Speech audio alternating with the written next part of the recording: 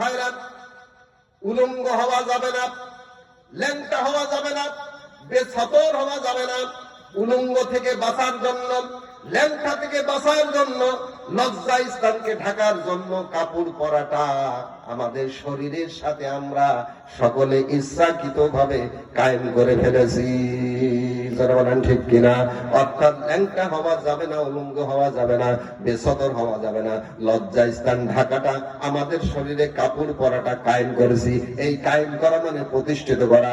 আপনার আমার গায়ে যেমন কাপড় পরাটা প্রতিষ্ঠিত করেছে, অনুরূপ ভাবে শহরে নগরে গ্রামে বন্দরে সকল স্তরের জনগণকে নামাজ পড়তে বাধ্য করা, নামাজি পরিবেশ তৈরি করার নাম হচ্ছে নামাজ কায়েম করা। যারা বলেন ঠিক কিনা?